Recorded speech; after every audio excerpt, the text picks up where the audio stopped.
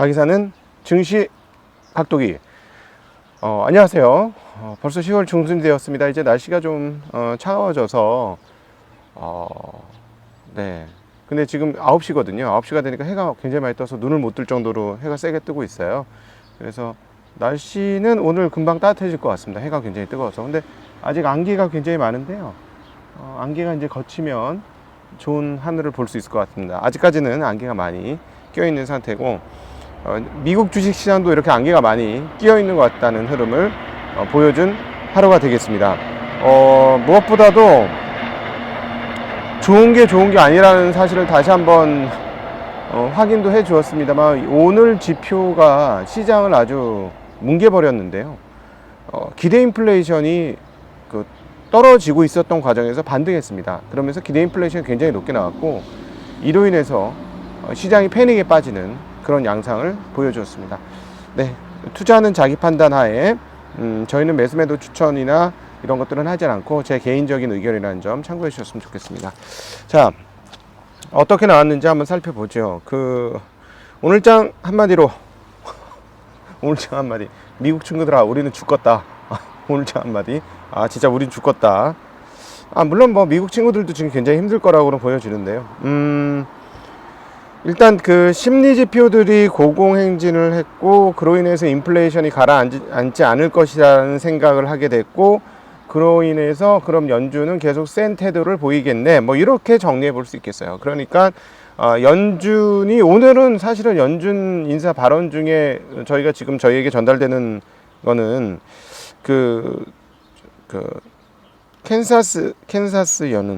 캔사스시티 연은의 에스터 조지의 발언이 전해지고 있는데요.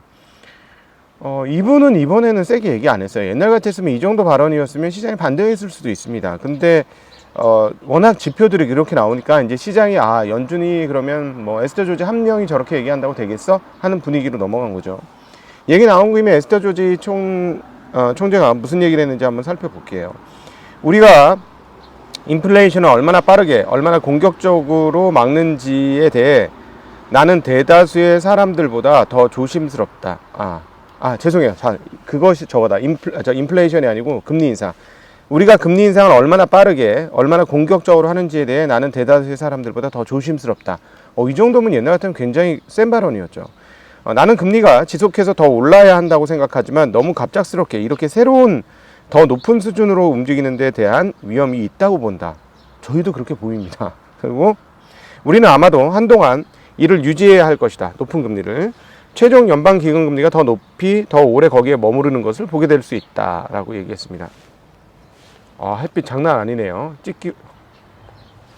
머리 다 타고 머리 없어지는데, 이렇게 되면. 시장 빠졌는데 머리 걱정을 하고 있네. 죄송합니다. 자, 오늘 기대 인플레이션이 어떻게 나왔는지 한번 살펴보면요. 미시건대 5년 기대 인플레이션, 이게 핵심인데 10월 심리 발표입니다.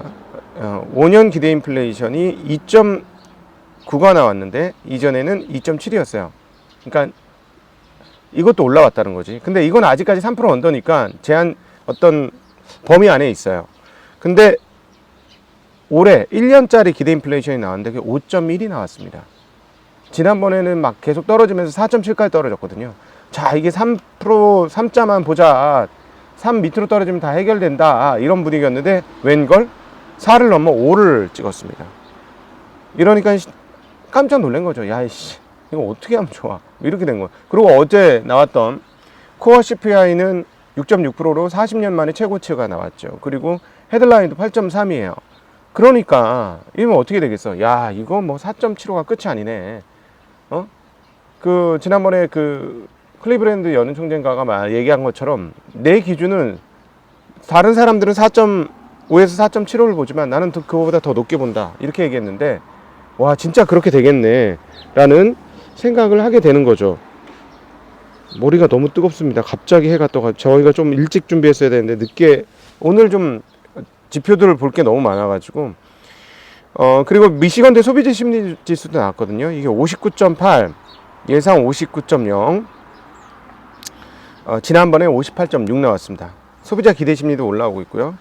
기대 지수도 이 정도 상황이면 떨어져야 되는데 58에서 56.2로 조금밖에 안 떨어졌고, 소비자 평가 지수는 59.7에서 65.3 오히려 올랐어요. 그러니까 미국 사람들과 미국의 경제 상황들은 생각보다 그렇게 나쁘지 않다는 거를 다시 한번 보여주면서, 그렇게 되면 인플레이션이 계속되지 않겠느냐라는 생각을 하게 해주는 거죠. 자, 소매 판매 전년 대비 흐름들도 발표되었습니다. 9.44였는데요. 8.41로 좀 떨어졌습니다. 전월비로는 뭐 비슷한 정도 수준의 전월과 2분의 상황이었습니다. 그 전까지는 소매 판매가 전월 대비 계속 올라서 0.4% 올랐었고요. 자, 수출 물가 지수는 0.8% 떨어졌습니다. 이전에는 1.7% 떨어졌고, 수입 물가는 1.2% 떨어졌습니다. 이전에는 1.1%가 떨어졌습니다.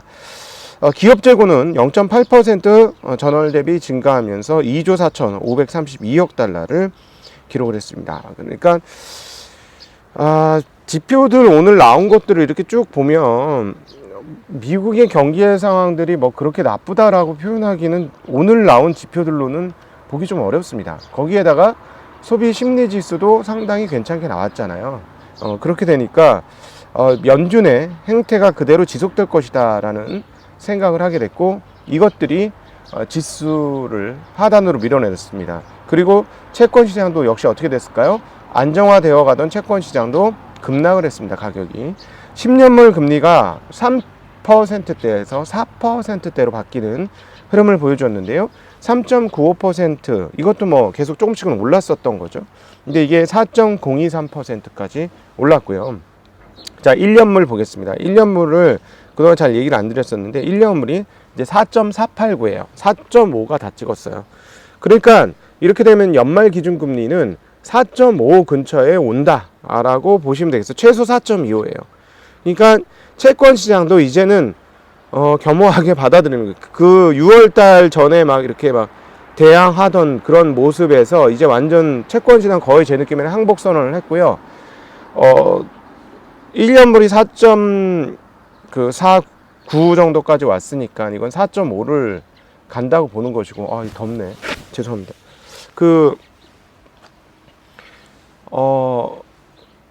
연말 기준금리가 4.5, 내년도에는 4.75인데 지금 1년 금리가 4.5 근처까지 다 왔다는 건 우리가 얘기하는 연준의 기준금리의 끝점, 터미널 레이트라고 표현하는 그 끝점이 4.5나 4.75가 아닐 수도 있다는 생각을 이제 채권 시장이 하고 있다라는 대목이 되겠죠.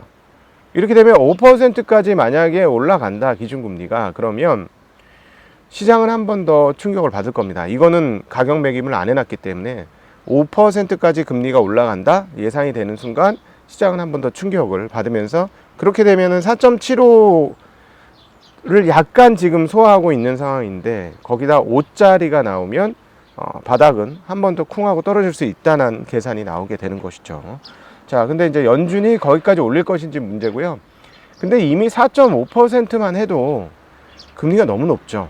그러면 4.5%를 굉장히 한 1년 정도 끌고 갈 것 같은 모습인데, 그 이상을. 그렇게 됐을 때 과연 기업들이 버텨낼 수 있을 것이냐라는 거. 그리고 또 우리 미국 기업뿐만 아니라 신흥국이 견뎌낼 수 있을 것이냐 하는 그런 계산을 시장이 하게 된다는 것이죠. 그러니까 그것들이 오늘 시장에서 그런 생각이 막 들기 시작하자 시장이 좋은 반응으로 반응할 수 없었다. 이렇게 정리해 볼 수 있을 것 같습니다. 10년물과 2년물의 금리 격차는 아주 극적으로 많이 벌어졌는데요. 마이너스 50bp까지 벌어졌다가 오늘은 47bp까지 벌어졌습니다. 자, 금리가 이렇게 계속 오를 것으로 예상되고 인플레이션 고공행진을 하자 달러화는 어떻게 됐을까요? 금리도 높아지는 상황에서 역시 달러화는 굉장한 강세를 보여줬죠. 엔화 대비는 무려 하루에 1%. 엔화가 32년 만에 최저치를 찍었습니다. 엔화가 얼마냐? 148.75엔입니다. 그리고 원화는 엔화를 따라갔습니다. 위안화도 상당 부분 엔화를 좀 쫓아가는 흐름들을 보여줬고요. 그래서 달러 지수는 한 0.5% 전일 112.47에서 113.30으로 0.5%가 조금 넘게 정도 오르는 흐름 보여줬고요. 유로 달러도 0.9776에서 9721로 약세였습니다. 그럼 유로는 왜 약세냐? 저기가 방어가 안 돼요. 그 파운드화가 방어가 안 되는데요. 그 영국 관련된 뉴스가 나오는 정치적인 혼선이 계속 지속되고 있습니다. 그 리즈 트러스 총리가 감세 정책을 사실상 전면 철회했고요. 커지 카텐 재무장관을 경질시켰습니다. 그래서 후임으로 제레미 헌트 전 외무장관을 지명을 했고요. 파운드화 약세는 영국의 이런 정치적인 뭐라 그럴까 혼란과 함께 계속 지속이 되고 있는 흐름 보여주고 있습니다. 이로 인해서 유로화도 약세가 되었고 달러 강세에 동인이 된 흐름들을 보여줬고 엔화도 마찬가지입니다. 엔화도 계속해서 완화적인 태도를 취하겠다. 그 일드 커브 컨트롤, 그러니까 저금리, 장기 금리의 저금리 정책을 지속하겠다라는 것이 유지가 되면서 아주 엔화가 그냥 아주 곤죽이 나고 있습니다. 150엔까지도 열어둬야 될 것 같습니다. 146엔에서 방어가 한번 들어왔었는데 145엔을 지키는 방어가 있었는데 그 방어가 이제 더 이상 들어오지 않고 있기 때문에 150엔까지는 간다. 뭐 맨날 지켜는 보고 있다고 하는데 150엔까지는 열어둔 것 같고요. 견딜 만한 인플레이션으로 생각하고 있는 것 같습니다. 그리고 일본 국민 같은 경우는 인플레이션의 이런 고공행진에 대해서 어떤 국가적 차원의 국민들의 어떤 악유라고 해야 되나? 그런 것들이 별로 없는 것 같습니다. 그냥 쭉쭉 밀어붙이는 거 봐서는 좀 그런 흐름들이 있고요. 자, 기업 뉴스들 몇 개 보죠. 오늘 특징적인 흐름들은 테슬라와 전기차 3인방이 폭락을 했습니다. 테슬라가 주가가 무려 그 7.5%나 폭락을 했고요. 리비안이 11%, 루시드가 8%나 떨어졌습니다. 그래서 이제 테슬라가 PER 배수가 30배대까지 떨어지고 있는 거예요. 이 부분에 대해서는 제가 월요일날 시간을 내서 다시 한번 말씀드리겠습니다.